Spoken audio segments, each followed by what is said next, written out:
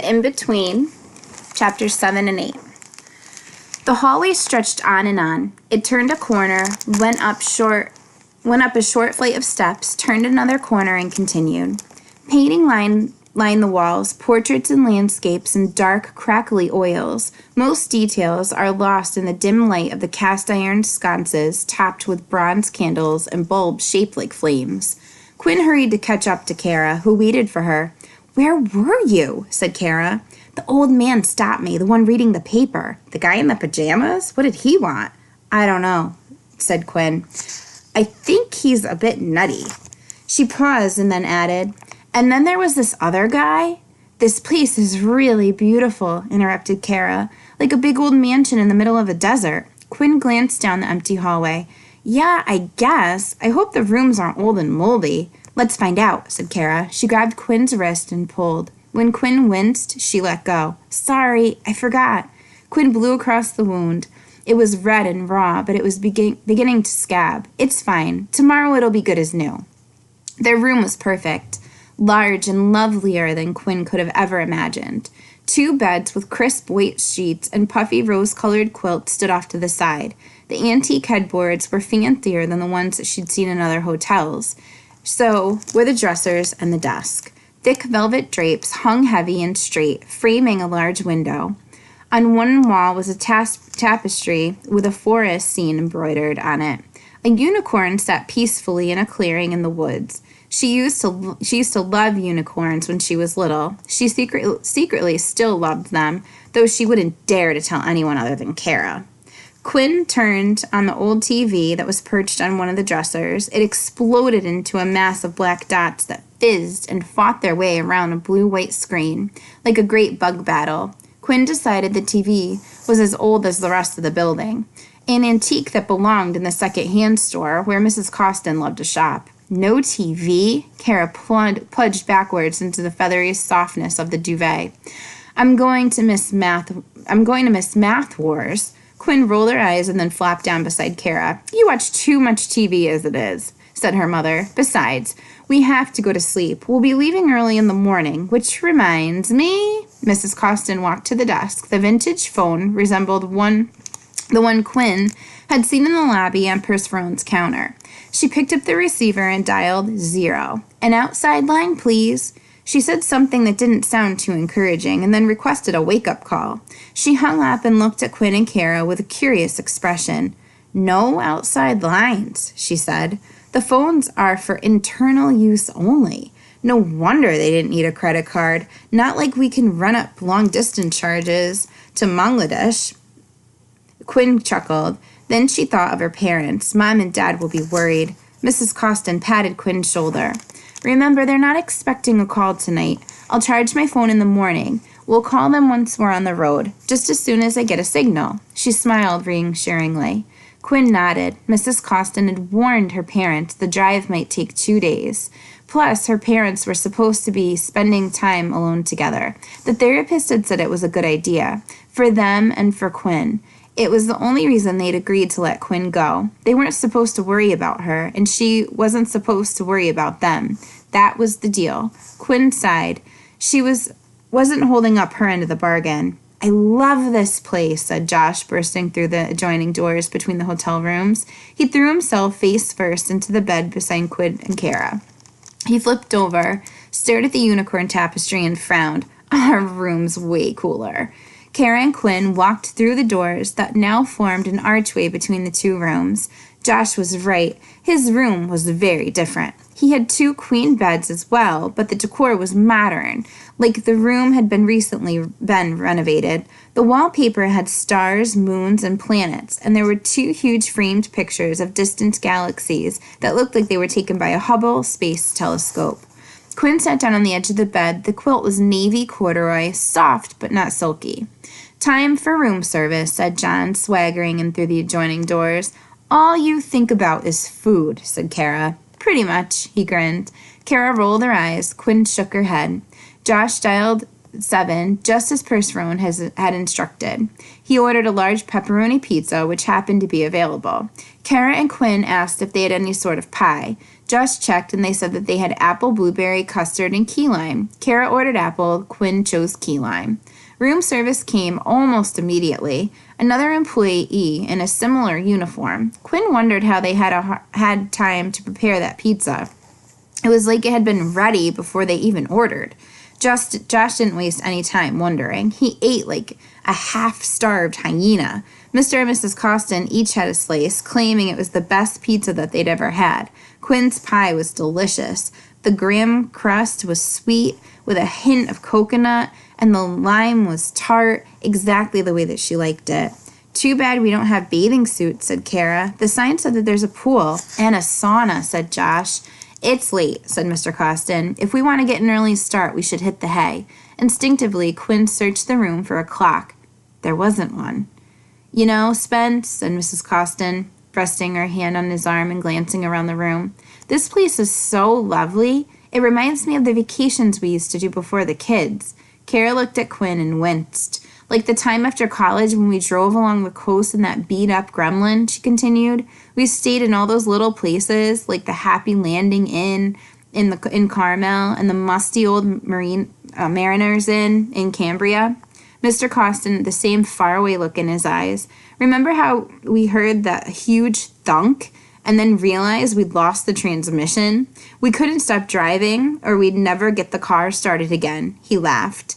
Yes, well, I was thinking, you want to stay a while, he said? Hang out for a day or two and then drive on? Why not? Said Mrs. Costin. We're in no rush. You don't start work for another week. Once we get settled and you start in that new office, you won't be able to get away. Life's about the journey, remember? Can we, Dad? Asked Kara. Please? Yeah, said Josh. This place is awesome. Everyone looked at Quinn. Well, said Mrs. Costin, what do you think? Quinn smiled. Sure, as long as we let Mom and Dad know. Kara swung her arm around Quinn, and then they bounced backward onto the bed. Of course, said Mrs. Costin. We'll call them in the morning. I'll charge my phone, and we'll make sure we get a signal. Then she turned toward Mr. Costin. We'll stay a night, maybe two. We can go for hikes in the desert, get a close look at those Joshua trees. They're blooming, you know. I'd love to see a blooming Josh. Kara laughed. Very funny. Hey, maybe we'll see some snakes and lizards, said Josh. Or aliens, said Kara. Quinn smiled. Snakes and aliens, perfect. I'll check with the front desk, said Mrs. Costin. Make sure the rooms are available. He slipped into the hallway. Okay, guys, it's been a long day, said Mrs. Costin, clapping her hands. Time for bed. Let's go, girls. Surprisingly, Josh didn't put up much of a fight. He was already headed toward the bathroom when the three left the room. Kara and Quinn weren't tired. They protested, but since Kara's mother would be sleeping in the bed beside them, they didn't have much choice but to do as she said and get washed up and ready for bed. Quinn got into her flannel shorts and favorite baseball jersey. She slipped beneath the quilt just as Kara's mom said, "Lights out." For a while, she and Kara talked in the secret language Kara had developed for use during dark sleepovers. If Quinn traced a heart on Kara's shoulder, it meant, "Who do you like?" Kara would spell the boy's name with her finger on the palm of Quinn's hand. If Kara touched Quinn's hand to her foot and pretended to squash it, it meant, "What's bugging you?" Quinn would spell out in the answer in Kara's hand. That night, Kara touched Quinn's hand to her head. This meant, "What are you thinking?" Quinn put her finger to Kara's palm and wrote one letter, E. Kara squeezed Quinn's hand. She held it until she fell asleep. Quinn twisted and turned beneath the covers for the longest time. Finally, she drifted off. She had no idea how long she'd been asleep when something dragging her from her dreams. She opened her eyes, but there was little difference. The room was spider black. She never used to be afraid of the dark, but now she slept with the hall light on and her bedroom door wide open. Occasionally, her mother would forget to turn out the light while Quinn was asleep. If she awoke in the darkness, beads of cold sweat would skitter over her body. She'd lie frozen, unable to move, unable to breathe, until gray morning light pressed its way through the blinds. Here, with Kara beside her, the darkness was bearable. Quinn searched for the time, but then remembered that there was no clock in the room. A hollow shuddering blew past the window. She sat up and listened. It came back again and again. Quinn slunk out of bed and walked to the window. She pulled back the heavy drapes. Darkness stretched like a gloved hand over the landscape. Over the tiniest sliver of the moon lit a jagged horizon that seemed 1,000,000 miles away. She breathed deeply. Bluebells. She couldn't swear she smelled bluebells. She twisted the lock of hair between her fingers. As Quinn rested her cheek on the cool glass, the wind swooped in and pressed against the pane. Beyond the whoosh and hiss, she heard something else. Not a hum this time, but a low, distant wail. Quinn listened sharply. There was something familiar about the pitch, the alternating sobs and silence. Was it possible? Could it be? Questions circled themselves, nodding inside Quinn's mind. She listened again, but then suddenly the crying stopped. Quinn took a deep breath. She was doing it again. She was imagining things. It was just like a coyote or a bobcat. Quinn shut the drapes and slipped back beneath the covers. She closed her eyes and lay there for the longest time until her thoughts began to melt and drift away. The next morning, she awoke to the shrill buzzing of the telephone. It rang 3 times and then stopped. Their wake-up call. Mrs. Costin had forgotten to cancel it. The room swam in soupy darkness. Quinn sat up and switched the bedside lamp. She yawned and stretched. Kara was still sound asleep. The bed beside them was empty. Kara's mother was gone. The covers lay flopped over the pillow in a tangled mess. Quinn nearly looked away. But then a tiny, dark speck caught her attention. It was the size of a pinhead, but it seemed to be growing. She swung her legs around the side of the bed and stood. She was sore and wobbly, like she was using her legs for the first time in decades. She moved towards the opposite bed. The spot on the duvet had already grown to the size of a quarter, and it was getting larger and darker by the second. Slowly, carefully, Quinn reached out a trembling hand. She grasped the corner of the pink duvet and peeled back the covers. She gasped.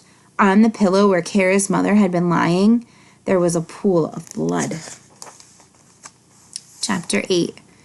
Quinn sprang back. Her heart pulsed in her throat. Blood drummed in her ears. She dove for Kara. Kara made a soft sound like a cooing dove. She rolled over and continued to doze. Quinn shook her hard. "Wake up, Kara! Wake up!" Kara raised her hand. She looked at Quinn through the puckered eyes and yawned like she had been asleep for centuries. "Huh? What?" "There!" Quinn yelled. "Look!" Kara looked up drowsily. She looked around. "What? Where? What?" Quinn pointed a frantic finger on the other bed, but when she turned to look at it, the blood was gone. She leapt toward the bed and pulled back the covers. She flapped them this way and that, but there was no trace of blood. She swore it had been there a second ago, a deep, wet stain. She picked up the pillow. It was silky white, the duvet rosy pink. She let them fall from her hands. She blinked hard and rubbed her eyes. Her mind was hazy. She must have been dreaming. "What's wrong with you?" said Kara. Quinn took a deep breath and exhaled. "Your mom's gone." Kara frowned. She stretched her arms and rubbed her eyes. She looked over at the empty bed and then at Quinn's confused expression. She shook her head. "Don't worry, she's probably in the next room." The door between the 2 rooms was shut. The overnight bag Mrs. Costin had brought was gone. So was her purse. Only Quinn's shorts, Kara's skirt, and their T-shirts were left, all folded neatly in 2 piles on top of the dresser. The room key was placed between them. Quinn wandered toward the window and pulled open the drapes. The sky was still dark, but a hint of blue crept over the horizon. She wondered what time it was, probably very early, judging by the position of the sun. Why didn't she wake us? Kara stepped out of bed and stretched. I guess she wanted us to sleep in. Quinn grabbed her clothes and entered the bathroom to change, just in case Josh decided to barge into the room. Her whole body felt achy. She tilted her neck side to side and rubbed her arms and thighs. She got dressed as quickly as she could.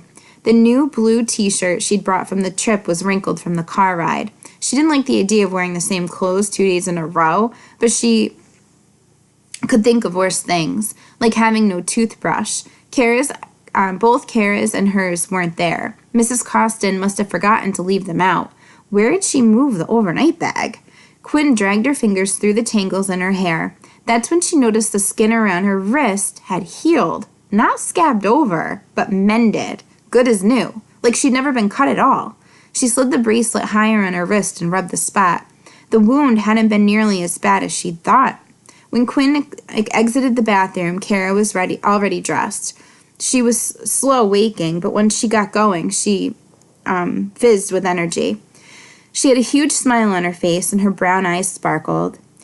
"Can you check if your mom's in the other room? If she's there, ask her for a toiletry bag. I want to brush my teeth." "Okie dokie, artichoke," said Kara. She moved toward the adjoining door, threw it open, and passed into the next room. Quinn didn't follow just in case Josh or Mr. Costin wasn't quite ready. Quinn thought Kara's dad was great. Like Kara, he always wore a huge smile. He loved to tell funny stories and often surprised Kara and Josh with tickets to some ball game or movie or amusement park. Quinn's parents used to be like that too, happy, smiling, full of energy and fun. Now their voices were somber, their movements slow. Their words were guarded, like they could never really say what they meant. They were ghosts pretending to be people. They looked real and sounded real, but Quinn was sure if she reached out to touch them, her hand would slice through thin air. Kara emerged from the archway. "Josh is still sleeping, but my parents are gone." Quinn gasped. "What do you mean, gone?" "As in, not there, silly." Quinn stared at her for a moment, calculating explanations.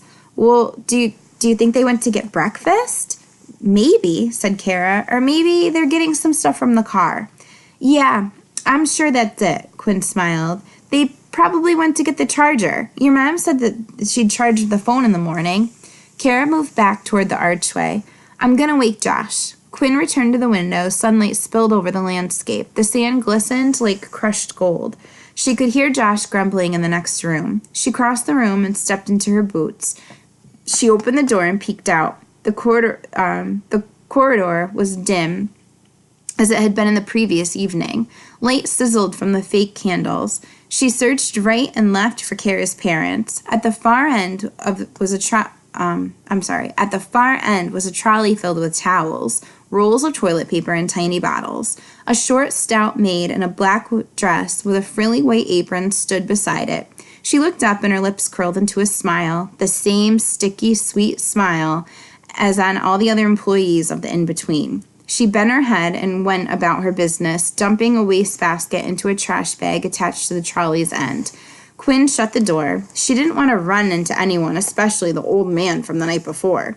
Josh stumbled into the room, his shirt hanging out of his jeans, and flapped into the bed where his mother had slept. "Where are they? I'm starved." Kara rolled her eyes. "You're so predictable, and you're so annoying." He threw a pillow at her. Quinn caught it. "Stop bickering, children," she said, imitating Mrs. Costin, "or I'll call the mothership to beat me both up." Kara and Josh laughed. Josh tried the TV channel after channel and was filled with nothing but black and white dots. They watched the frenzy for some time in silence, but no one came. "Where could they be?" asked Quinn. Kara shrugged. "You know them. They like to wander off on their own. They're weird like that." Quinn nodded. It was true. The Costins could be unpredictable. "But don't you think it's strange, even for them?" "Maybe," Kara sighed. "But I gave up on trying to figure them out ages ago." Josh's stomach rumbled. He sprang to his feet and shut off the TV. "Let's go. They're probably having coffee. Maybe eating without us." The thought seemed to trouble him immensely. "He's right," said Kara. "Besides, the room is starting to make me feel claustrophobic." "Should we leave a note?" asked Quinn. "Good idea," said Kara. She rifled through the dresser drawer and found a pad of paper and a pen. She quickly jotted down a few words and left the paper on the bed. The three headed through the halls toward the main lobby, Josh up front, Kara in the middle, and Quinn bringing up the rear. They made it all the way to the enormous lobby without meeting a single soul. Morning light streamed in through the long, lean windows. In the lemony glow, the lobby was even more beautiful than Quinn remembered, the most beautiful hotel she'd ever seen. As she stared at the gilded wallpaper and interesting artwork, the grinding noise stole her attention. The elevator was heading upward. She caught sight of the operator's legs, standing beside a passenger wearing beige polyester pants with matching beige support shoes. "I so want to ride that thing," said Josh. "It reminds me of the elevator in the horror movie. You know, the one where those three kids are trying to escape a city full of apocalyptic zombies, and they race into this old building and jump into the elevator. Only the elevator is jammed, and a zombie reaches in and pulls the one guy right through the bars, totally shredding him. Charming, said Kara. I'll stick to the stairs, said Quinn. Suit yourself, Josh shrugged. He left the girls to wait by the elevator, apparently forgetting his stomach and his parents for the moment. Percival was behind the front desk, busy checking in a new guest.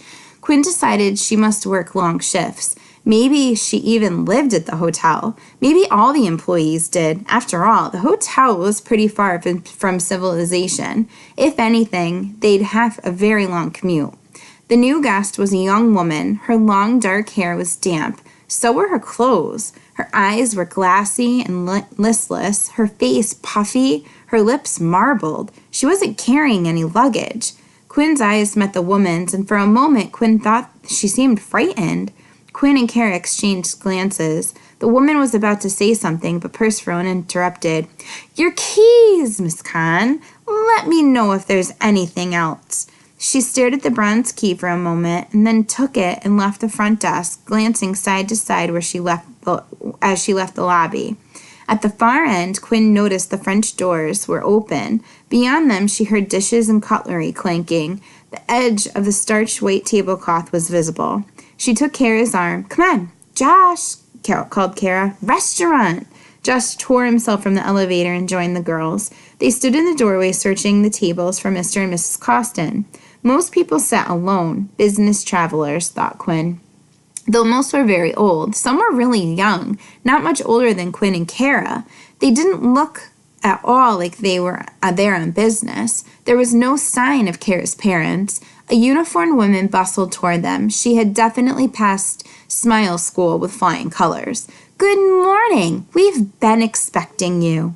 Kara spoke up. We're looking for my parents. Have you seen a man and a woman? A tall man, longish hair, with a woman wearing jeans and a yellow shirt? No one like that this morning, miss, said the woman. May I seat you? Sure, said Josh. Hold on, said Kara. We have to wait for Mom and Dad. We don't have any money. Breakfast is complimentary, said the bubbly woman. Josh grinned. See? Complimentary. Don't worry about Mom and Dad. They'll find us. Quinn looked at Kara. She raised an eyebrow. He's right. They're probably out for a hike, said Kara. Some alone time. She stretched the word alone and rolled her eyes. We might as well eat.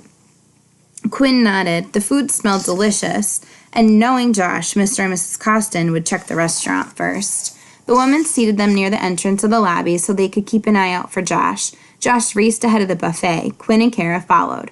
Waves of crisp bacon, sausage glossy with grease, fluffy yellow clouds of scrambled eggs, plate-sized pancakes, wafting vanilla and cinnamon to the air lined the buffet.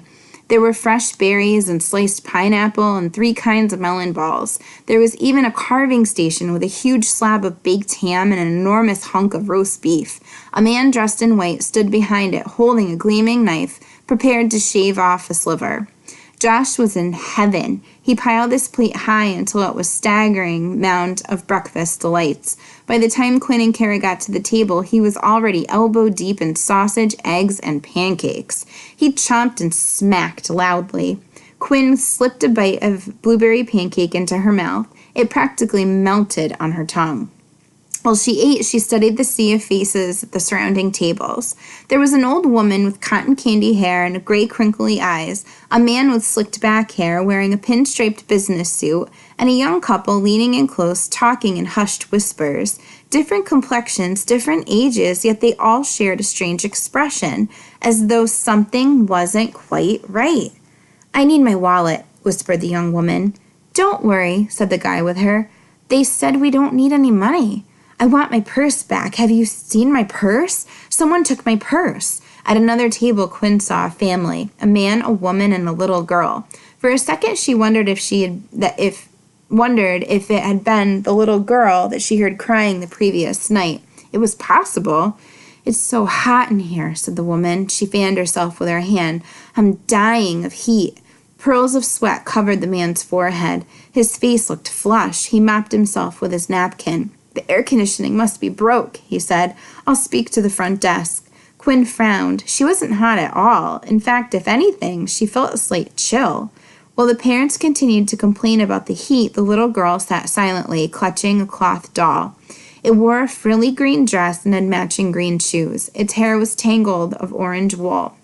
The girl held out the doll and smoothed down the hair. That's when Quinn noticed one side of the doll's hair was singed and part of the green dress was smudged with soot. The girl didn't seem to notice, or perhaps she didn't care. Beside the family sat a teenage guy with a faux hawk. His arms were covered in tattoos. He was bent over a steaming cup of coffee. He looked exhausted, as though he'd been up all night. Quinn sat contemplating the strange assortment of guests. She was about to pop a bite of greasy sausage into her mouth when her eyes fell on him. It was in the farthest corner, draped in shadow, was the man with the black and yellow ball cap. Even across the crowded room, Quinn could see his bloodshot eyes examining Kara, then Josh, before settling on her.